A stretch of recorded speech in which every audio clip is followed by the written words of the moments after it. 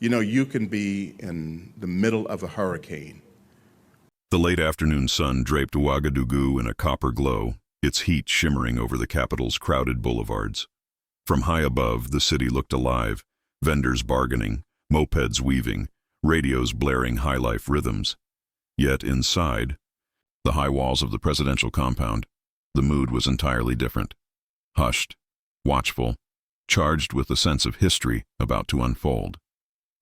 A single black SUV rolled through the gate, windows black as volcanic glass. Security personnel in crisp uniforms exchanged quick, knowing glances. They had been told almost nothing. Only a short list of instructions. No press, no ceremonial guard, and absolute discretion. Few suspected that one of the most recognizable figures in American law was seated behind that tinted glass. Associate Justice Clarence Thomas, senior member of the U.S. Supreme Court, had crossed an ocean in silence. No entourage of senators or diplomats, no TV crews chasing a headline. Just a compact security detail and a face that had dominated international news for weeks, ever since a $500 million lawsuit pitted U.S. mining conglomerates against the government of Burkina Faso. In Washington, the case had been touted as a wake-up call to resource nationalist African leaders. To many across the continent, however, it looked like another attempt to punish a nation for claiming sovereignty over its own minerals. And though Justice Thomas had not authored the decision, his name, emblem of America's highest court, had become a convenient lightning rod for anger. The SUV stopped near a discreet side entrance. A palisade opened the door and inclined his head. "Justice Thomas," he said evenly, "the president is expecting you." Thomas stepped out, immaculate in a dark suit but stripped of the usual Washington gloss. No tie, no television-ready smile. He nodded a terse thanks, his polished shoes clicking softly on the marble floor as they moved through a corridor scented faintly of cedar. He carried no statement, no legal brief, only the weight of a meeting that might define his legacy. At the far end of a long conference room, President Ibrahim Traoré waited beneath towering windows that bled golden light across a mahogany table. The young leader's signature red beret rested at a deliberate angle, the very image of quiet defiance. He did not rise when Thomas entered, but his eyes, sharp, searching, followed the American's every step. "Justice Thomas," Traoré said at last, his French-tinged English smooth but edged with steel. "Welcome to Burkina Faso. I imagine this was not an easy flight to make." Thomas removed his sunglasses and set them on the table with careful precision. "Mr. President," he replied, his baritone calm but slightly graveled from travel, "I came here without ceremony because I wanted a conversation, man to man." The room seemed to tighten around the silence that followed. Outside, faint city noises, motorbike horns, a distant call to prayer, floated like echoes from another world. "I know the lawsuit stirred deep anger here," Thomas continued, "and perhaps you have reason to feel personally disrespected.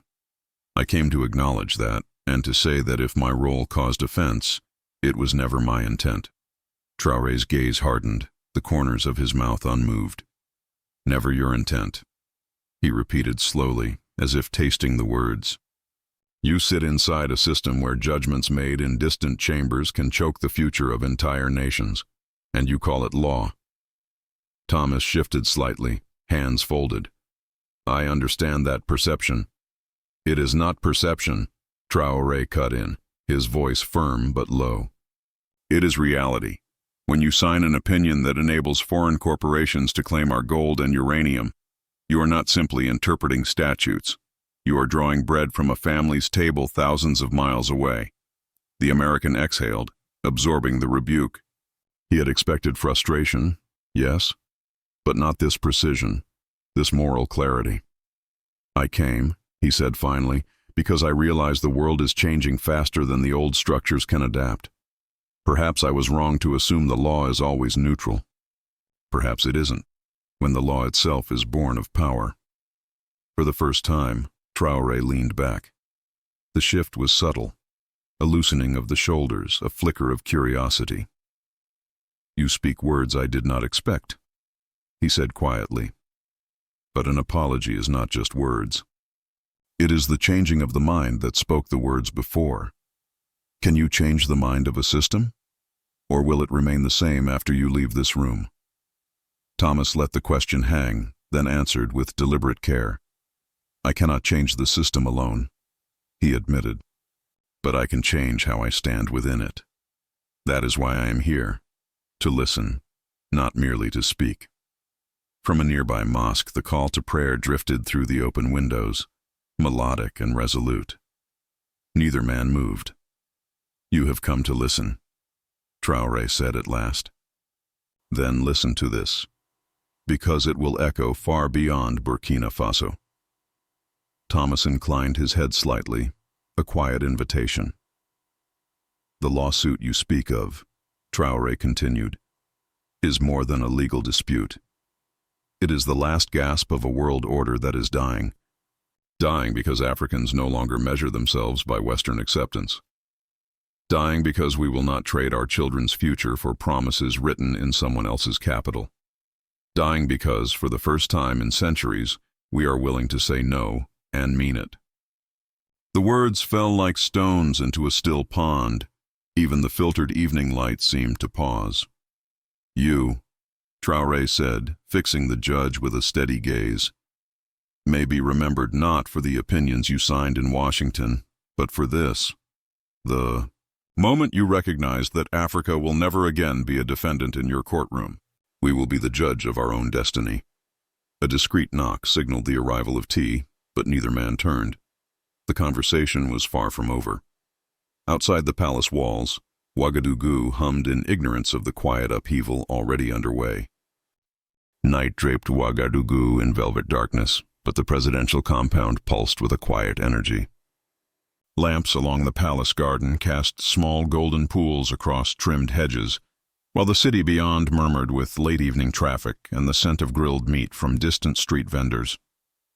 Inside the conference room, the air held the charged stillness that lingers after words heavier than ceremony have been spoken. Justice Clarence Thomas remained seated across from President Ibrahim Traoré, the delicate china of untouched tea cooling between them. Hours had passed since the first exchange, yet neither man appeared ready to break the silence. Outside, the moon hung low, a pale witness to the private reckoning unfolding within. Traoré finally spoke, his voice low but sharpened with resolve. You came to listen. So I will tell you what this meeting means, not only to Burkina Faso, but to every nation that has endured centuries of instruction from beyond its shores. Thomas met his gaze. Expression unreadable. For generations, Traoré continued, Africa has been summoned to the courts of others. Summoned to defend the right to own what lies beneath our soil. Summoned to explain why our rivers, our forests, our minerals are not open markets for those who never planted or bled for them. Your lawsuit is only the latest summons, but now the script has changed. We will no longer plead, we will judge. The words settled like iron filings in the air. Thomas shifted slightly, the leather of his chair creaking. I understand the weight of history, he said quietly. But how do we move forward if every law is seen as a weapon? Traoré's eyes softened only a fraction. By building laws together, not by importing them. Justice is not a document stamped in one capital. It is a covenant that respects dignity everywhere. Tell your colleagues that. Thomas allowed a faint nod. Perhaps that is the work of a lifetime. Or of a single decision, Traoré replied. Far beyond the palace gates, the city's night markets buzzed with rumor. Taxi drivers whispered of a mysterious American visitor. Cafe owners speculated about secret trade deals. On social media, cryptic posts multiplied. An unfamiliar motorcade spotted at the airport. Palace guards double in number. A private jet on the runway without markings. By dawn, the whispers had evolved into fevered guesses. An oil magnate, a covert envoy, even a celebrity philanthropist. None imagined the truth. A U.S. Supreme Court justice sitting in quiet conversation with a 36-year-old head of state whose fiery speeches had already unsettled Western capitals. Within the palace, Traoré convened his inner circle before sunrise. Advisors in fatigues and suits gathered around a polished oval table while he outlined the next steps. The world must see this, he said simply. Not for spectacle, but for clarity. Africa's voice will no longer be an echo. He ordered a press briefing for late afternoon and instructed aides to invite not just the usual government journalists, but independent African outlets. student radio collectives, and regional broadcasters from Dakar to Dar es Salaam. "Let everyone who tells Africa's story stand in that courtyard," he added. Meanwhile, Clarence Thomas retreated to a guest suite in a quiet wing of the palace. From a balcony he watched the city awaken, women balancing baskets on their heads, children chasing an old football across dusty pavement, vendors erecting awnings of bright cloth. The judge thought of Washington's marble halls, of courtrooms where every sound is hushed and controlled. Here, the music of daily life felt like a counter-argument to the idea that power only resides in silence. A soft knock interrupted his reflection.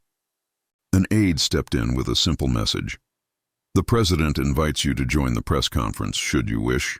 Thomas hesitated. He was not a politician. He had never addressed a crowd beyond the carefully scripted setting of judicial lectures. Yet something in the previous night's exchange lingered like a summons of its own. He gave a single nod. By mid-afternoon, the courtyard outside the presidential palace shimmered under a merciless sun.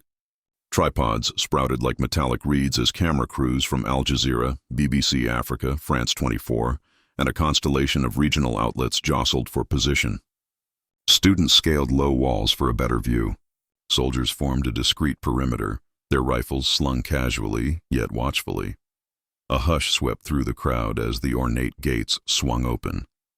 President Traoré emerged first, unmistakable in olive fatigues and the iconic red beret that had become a continental emblem of defiance. But when the man walking behind him stepped into view, the air itself seemed to gasp. Gasps rippled outward like a wave. Justice Clarence Thomas, a pillar of America's Supreme Court, stood on Burkina Faso soil beside a leader who had publicly challenged Western institutions. Seasoned journalists blinked in disbelief. A dozen camera shutters snapped in rapid succession, capturing an image no one had expected to exist. Traoré strode to the podium, his face composed but eyes alive with purpose. The microphones trembled with the crowd's restless energy. "People of Burkina Faso, brothers and sisters of Africa, and friends across the world," he began, voice clear enough to slice through the heavy heat. "Today our nation welcomes a guest who has traveled far, not by order of a government, not as a bearer of threats or demands, but as a man willing to listen." He let the words hang, scanning the throng of cameras and upturned faces. "Many of you know of the lawsuit brought against our republic," he continued. "A demand for $500 million because we refuse to let foreign corporations strip our land without fair return." That lawsuit was celebrated in places that still imagine Africa as a warehouse of riches and a silent partner in its own exploitation. A low murmur rolled through the crowd. Anger, agreement, pride. "Yesterday," Traoré said, gesturing lightly toward Thomas, "Justice Clarence Thomas came to me not as a messenger of Washington, but as a man prepared to listen. And what I told him, I now tell the world. The era in which African nations stand as defendants in foreign courts is ending. From this day forward, Africa will judge itself, by its own laws, its own values, its own future." The courtyard erupted in cheers. Flags waved, voices rose, the collective sound swelling into something close to a roar. Soldiers at the edges exchanged quick, astonished smiles. Thomas remained slightly behind the podium, hands clasped, the late-day sun reflecting off his glasses. He listened as Traoré's words climbed in strength. "We will decide who touches our resources.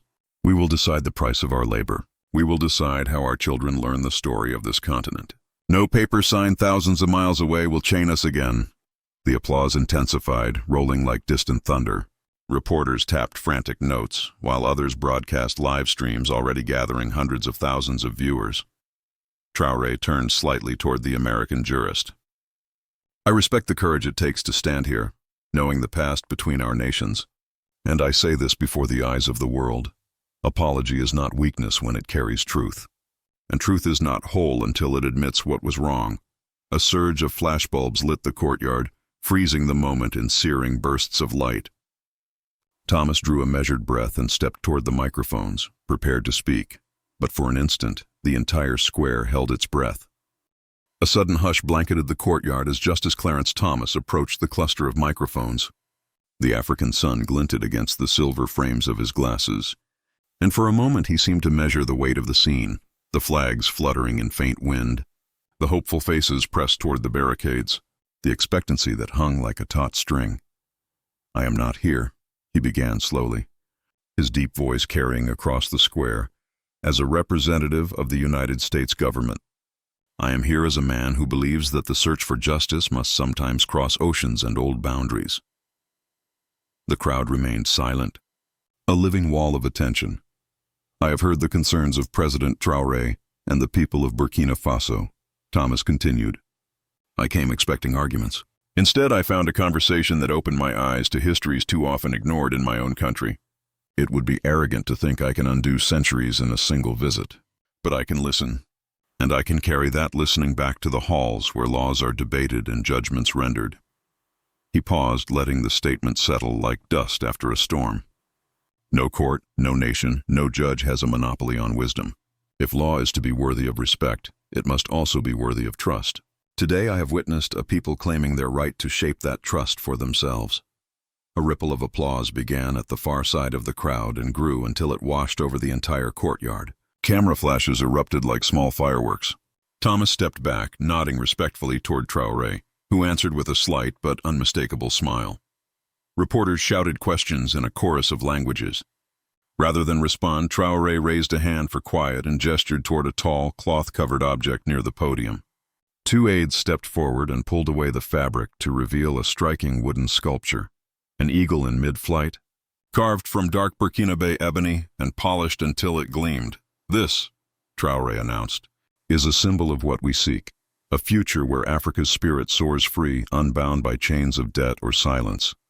I present it to our guest, not as a trophy, but as a reminder that dialogue, not domination, is the higher path." Thomas accepted the sculpture with both hands, bowing slightly. The cameras captured the moment, the rich black wood gleaming against the harsh afternoon light. A murmur of appreciation rippled through the assembly. Even the soldiers at the perimeter shifted, as if recognizing the significance of a gift freely given rather than demanded.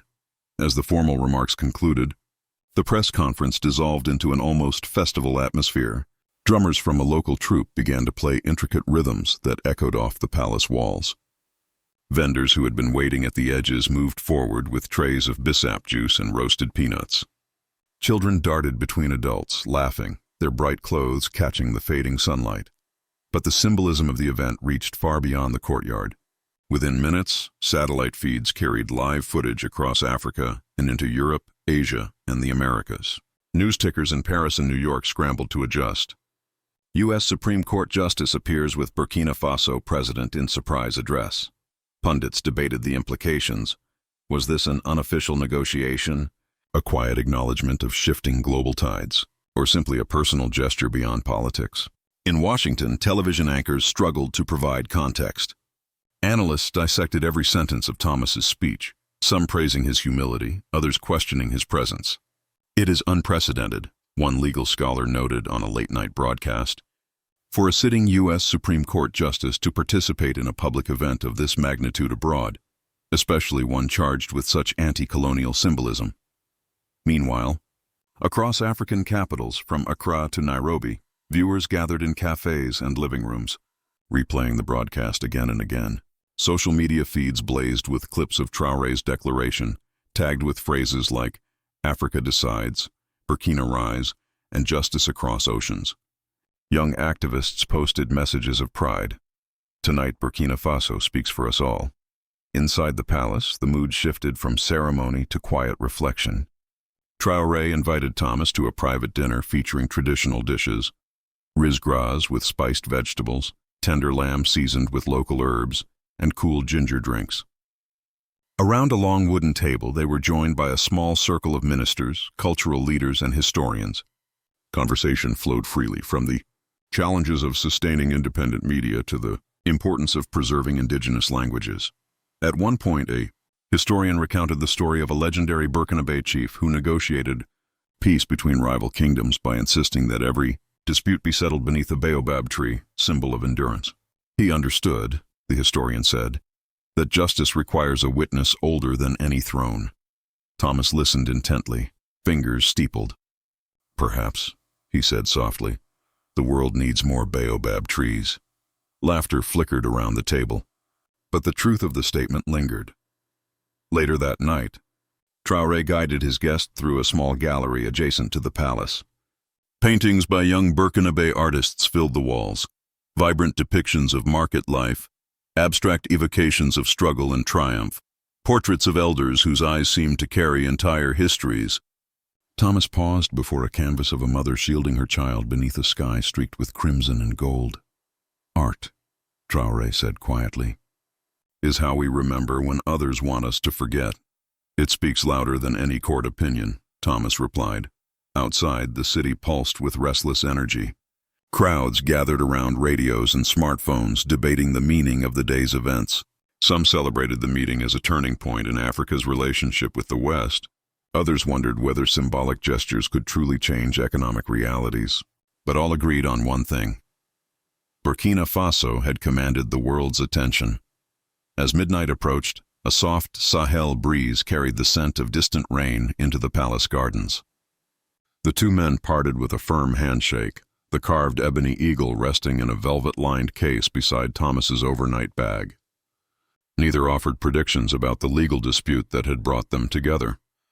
Instead, they spoke of shared hopes, that conversations begun in courage might outlive the people who started them.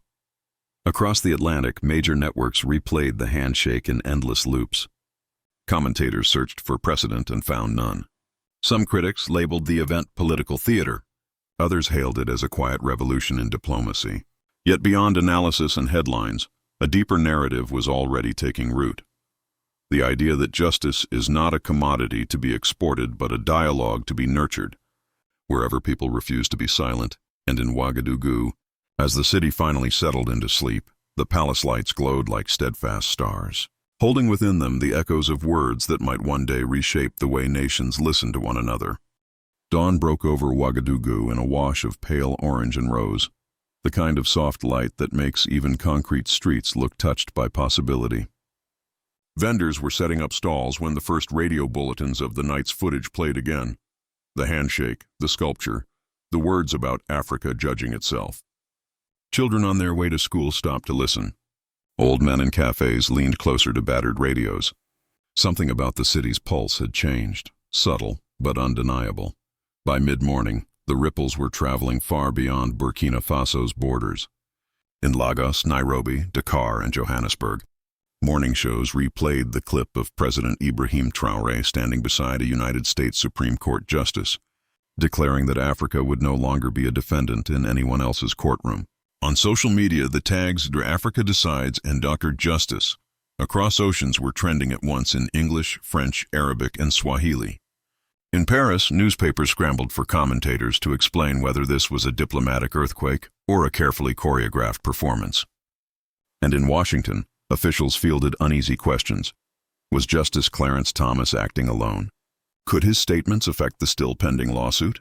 Markets, too, reacted. Shares of mining conglomerates with concessions in West Africa wavered as analysts warned that resource nationalism might gain new momentum. A London commodities desk issued an alert noting that political risk in the Sahel has entered a new, unpredictable phase.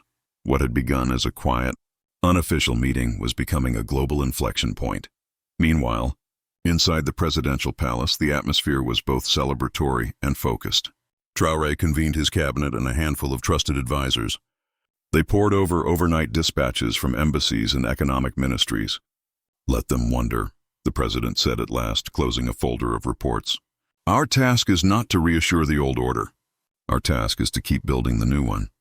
Around the table, ministers nodded, aware that the world's eyes and expectations were fixed on them. Justice Thomas, for his part, moved through the morning with a quiet composure that belied the media storm. He took a brief walk through the palace gardens, escorted only by a single aide. The carved ebony eagle Traoré had given him rested in a travel case, its wings folded but somehow alive with meaning. When asked by a passing journalist whether he would hold a press conference before leaving, Thomas simply said, "I came to listen. I will continue to listen." Outside the palace walls, Ouagadougou's central square had become an impromptu forum. Students debated what the meeting meant for Africa's future. Some argued that real independence required stronger regional trade networks and less reliance on foreign currency. Others insisted that the symbolic matters, the coin, the handshake, were themselves a form of power. A young poet recited verses about law carried on the wind to an appreciative crowd. Drums and kora music wove through the hot afternoon air. As the day lengthened, the conversation reached unexpected corners. In a Berlin lecture hall, a visiting African studies scholar called the event a living footnote to the end of colonial jurisprudence. In São Paulo, a Brazilian law professor compared it to the moment Latin American nations began drafting constitutions free from European oversight. Across the globe, the narrative was less about a single judge and more about a shift in perspective. The assertion that justice need not be exported, that dignity could be declared without permission.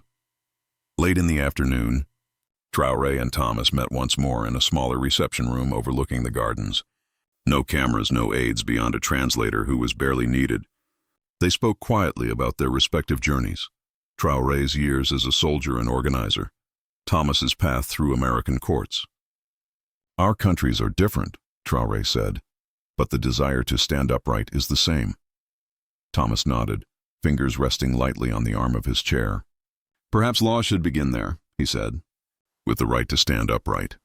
They parted with a long handshake and a mutual promise to continue the dialogue in whatever ways circumstances allowed. Thomas's departure from the palace was as discreet as his arrival. A small convoy eased through the gates just as the sun dipped low, painting the city in bronze and crimson. Residents lining the street lifted phones to capture a glimpse of the black SUV as it rolled toward the airport. Night fell swiftly, but the energy in the capital did not fade. Drummers returned to the square, joined by dancers whose silhouettes spun against the moonlight.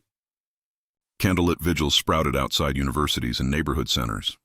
On walls throughout the city, graffiti artists worked by flashlight, scrawling messages in French, Mourez and Dioula, "Nous nous jugeons nous-mêmes," we judge ourselves. Across the Atlantic, American evening news programs opened with the footage from Burkina Faso. Some commentators called it an inspiring act of personal diplomacy. Others fretted about unvetted messaging from a sitting Supreme Court justice. In one Washington newsroom, a veteran anchor shook his head and said, almost to himself, "Something has shifted. The story isn't about us anymore." As midnight approached, a soft Sahel breeze carried the scent of rain through the sleeping city. From the airport runway, the lights of a departing jet winked against the dark sky, the plane carrying Clarence Thomas back toward the United States. In the cabin, he settled into silence, the weight of the ebony eagle and the symbolic gold coin in his briefcase heavier than any legal tome he had ever carried. He thought of the crowd's chant, of Traoré's steady voice declaring an end to centuries of outside judgment, and he wondered how those words would echo when he returned to the marble halls of Washington. For the people of Burkina Faso, the night marked more than the end of a visit. It was a beginning, a quiet but unshakable proof that their voices could command global attention without apology. Long after the drums faded and the candles guttered out, a single truth remained. The world had listened, and it could not unhear.